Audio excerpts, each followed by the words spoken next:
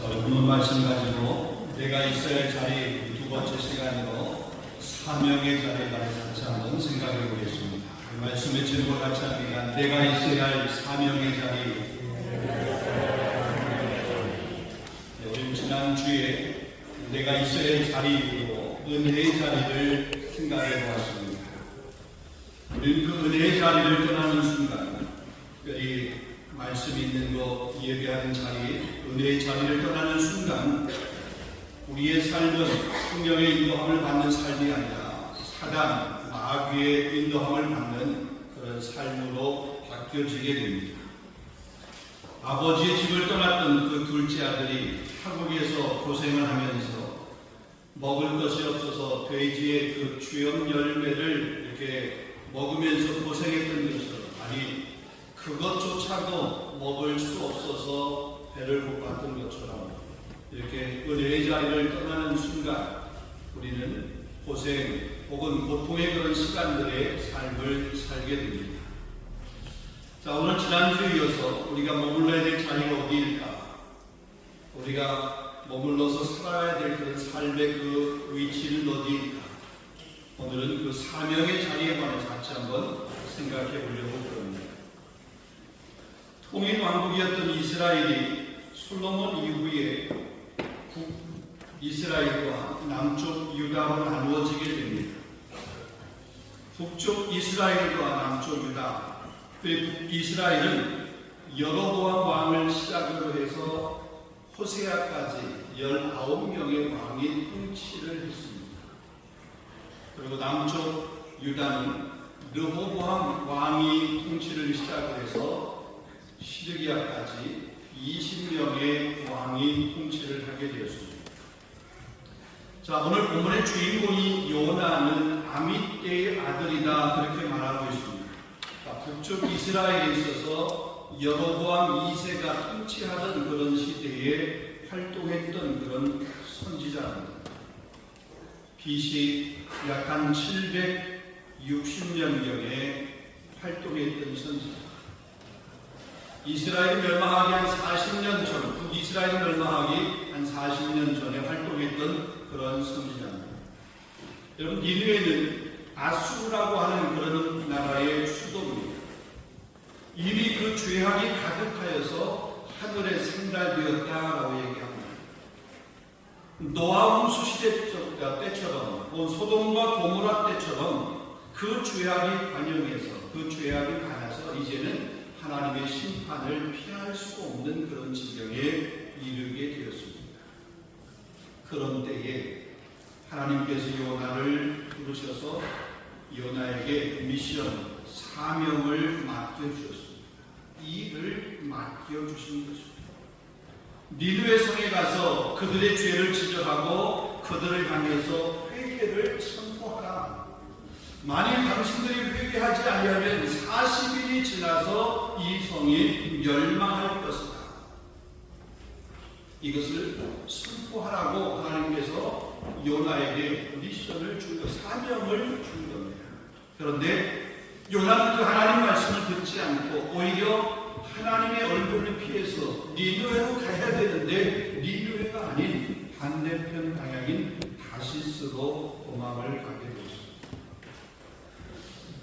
요나가 하나님의 명령을 불순종하면서 하나님을 피하여서 니느웨가 아닌 다시스로 도망하는 데는 나름대로, 그 나름대로 자신이 이유를 가지고 있었습니다.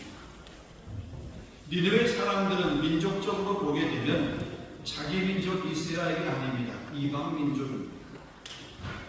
정치적으로 보게 되면 이스라엘을 괴롭히는, 이스라엘을 힘들게 하는 그런 적국입니다.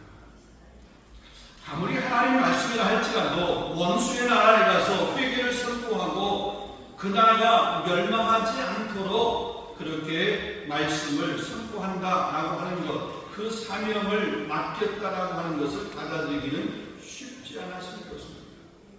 우리가 우리에게서 원수를 사랑하라. 너희가 오리를 가라고 하면 오리만이 아니라 오리를 더 가서 10리까지 가져가.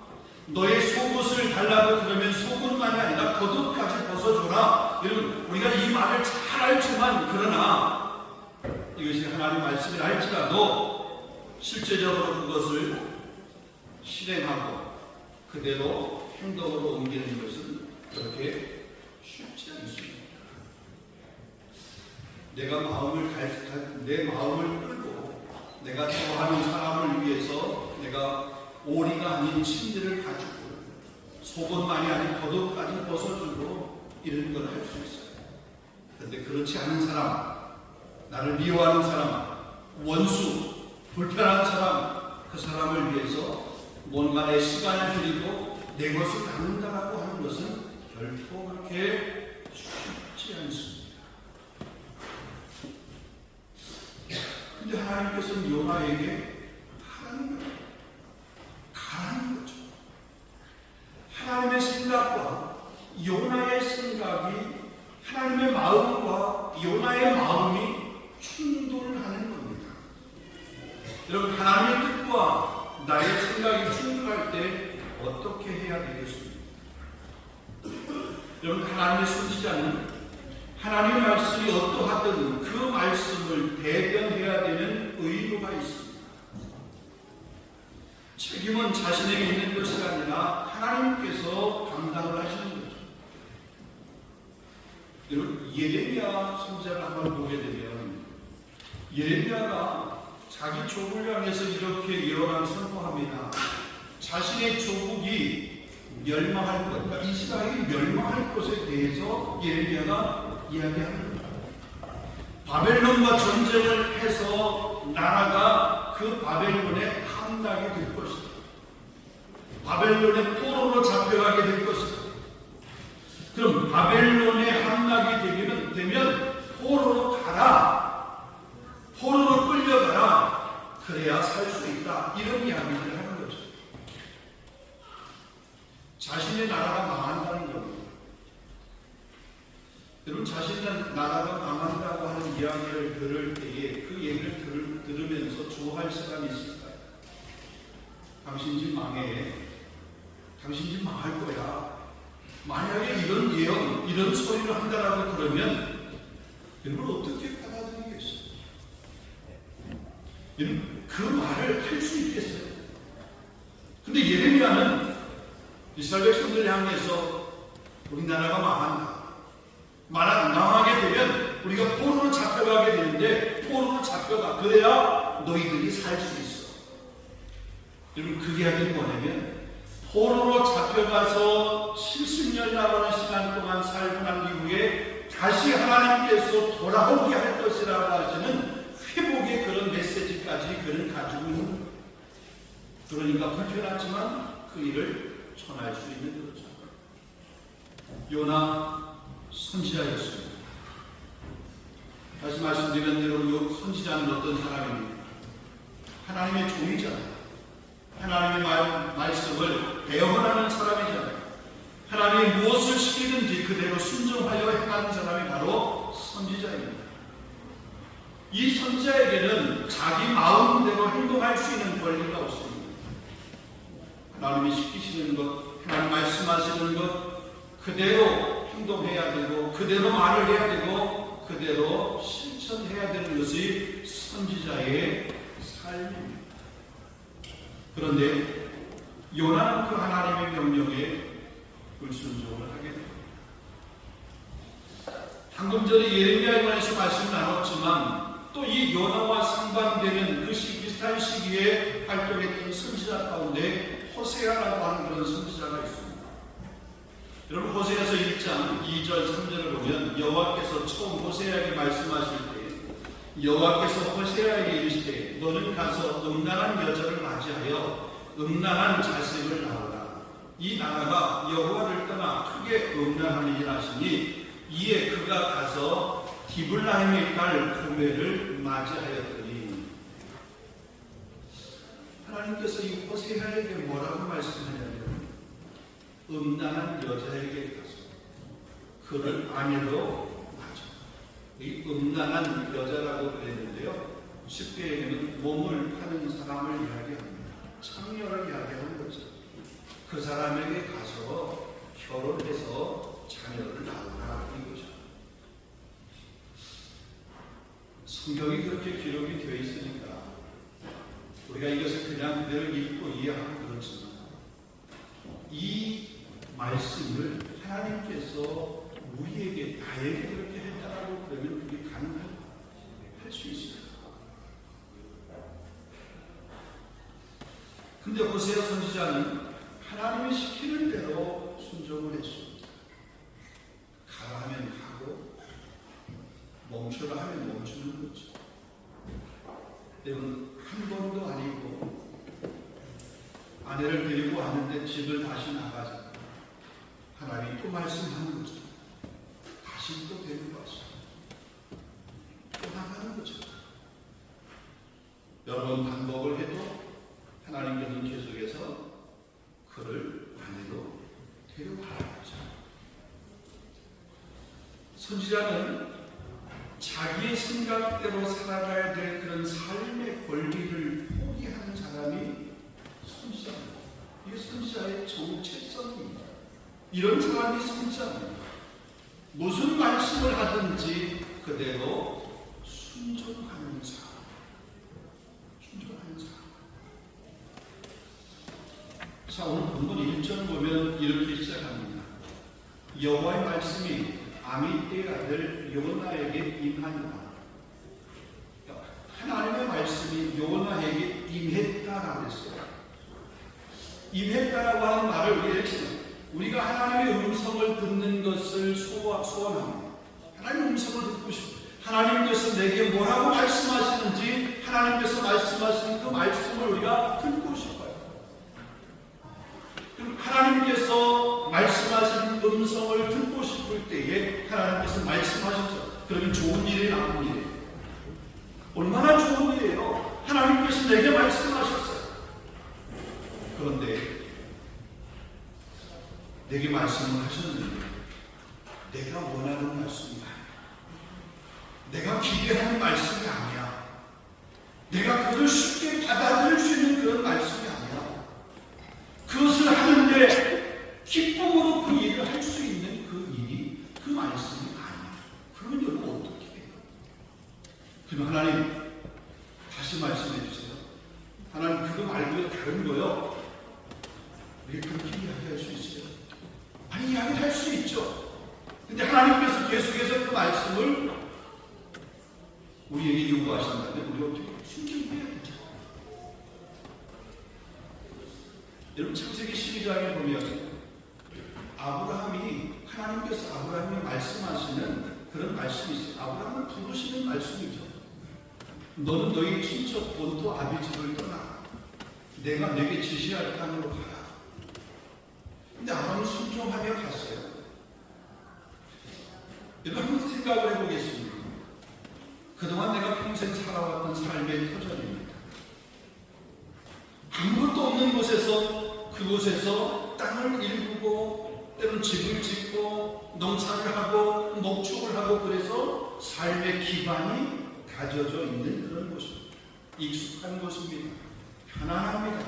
이제는 살만합니다. 그런데 하나님께서 야, 너 그것 말고 그거 다 놔두고 내가 내게 지시할 땅으로 가. 너 옮겨가. 여러분 그러면 어떻죠?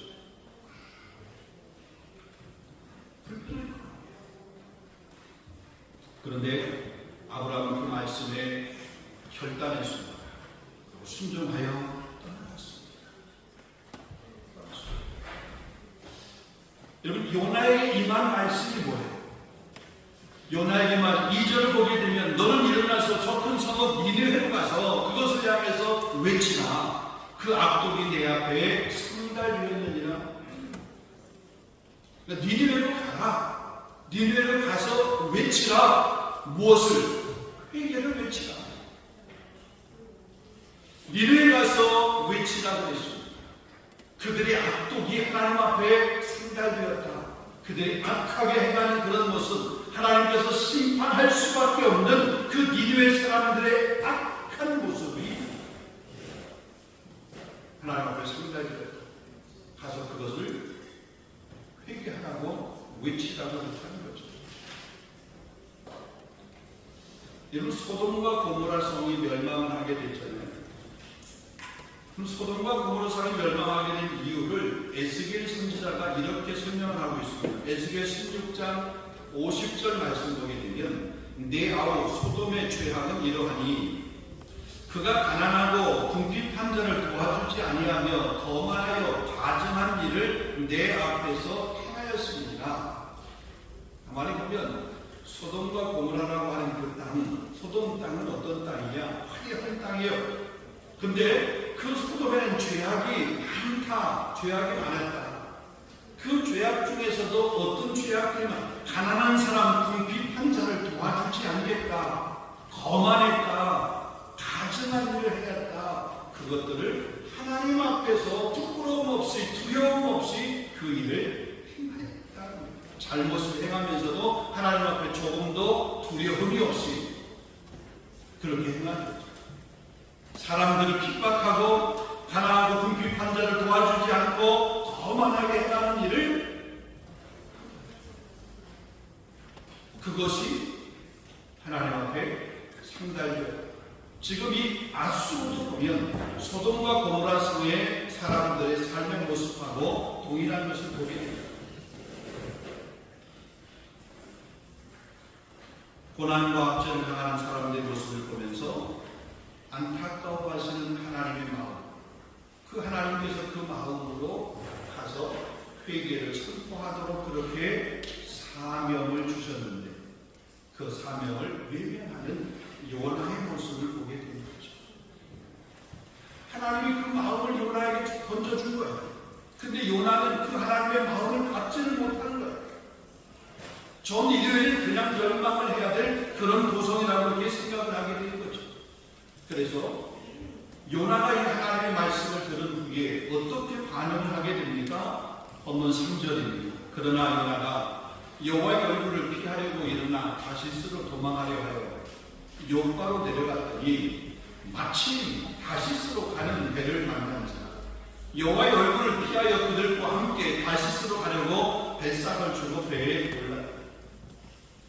다시스로 가려고 요바라고 하는 그런 항구로 내려갔습니다. 근데 마침 자기가 생각을 하고 있는 그 생각대로 마침 그곳에 가니까 다시스로 가는 배가 대기하고 기다리고 있는 거죠. 아마 요나가 이런 생각을 했을 겁니다. 그러면 그렇지 하나님께서도 나의 생각을 이해하실 거예요. 그래서 내가 저 니느웨로 가려고 한 것이 아니라 다시스로 가려고 했는데 이 항구에 가서 보니까 니느웨로 가는 배는 아니고 다시스로 가는 그 배가 있는 거예요. 야, 하나님이 이렇게 준비하셨구나. 하나님이 예비하셨구나. 하나님이 내 길을 막으시지 않네. 이게 하나님의 뜻인가 봐. 이런 생각을 했을 거예요. 근데 여러분, 이것이 정말 하나님의 마음이었습니까? 그게 정말 하나님의 뜻이었습니까? 우리가 때로 보면 뭔가 하나님으로부터 어떤 미션을 받았어요.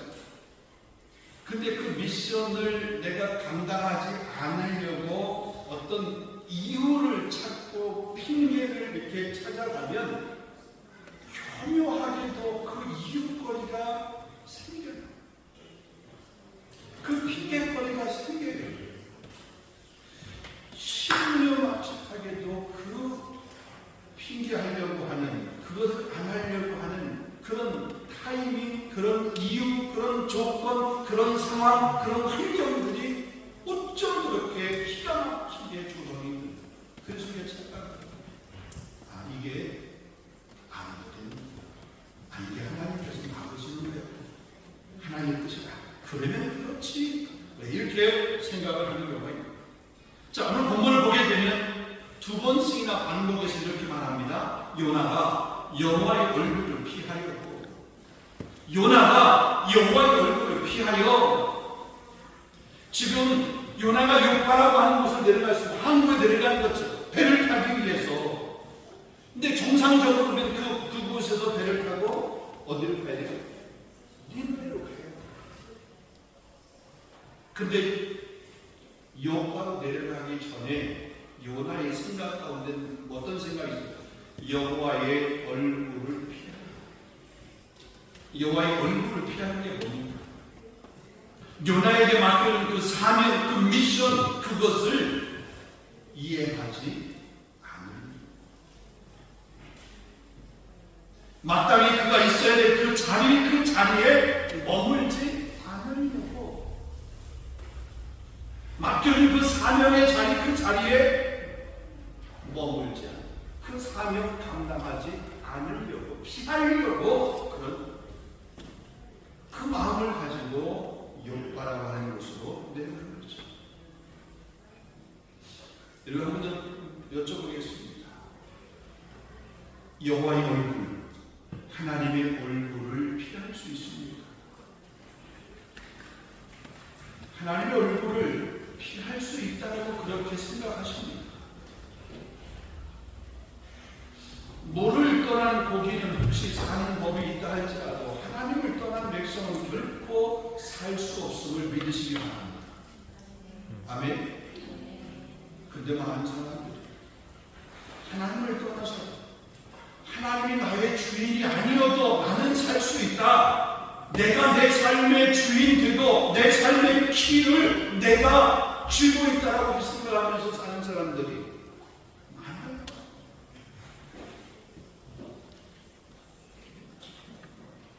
믿지 않는 사람들만이 아니라 믿는 사람에게 하나님의 얼굴을 피할 수 없습니다.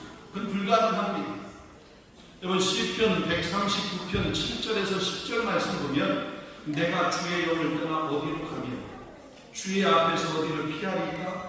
내가 하늘에 올라갈지라도 거기 계시며 스올에 내 자리를 펼지라도 거기 계시니 내가 새벽 날개를 치며 바다 끝에 가서 거주할지라도 거기서도 주의 손이 나를 인도하시며 주의 오른손이 나를 푸시니 내가 하나님 얼굴을 피하려고, 하나님 낯을 피하려고, 하나님들에게 준 그 사명의 자리를 벗어나서 그냥 그를 감당하지 않으려고 내가 저 하늘 끝에 올라가서 그곳에 숨을 차.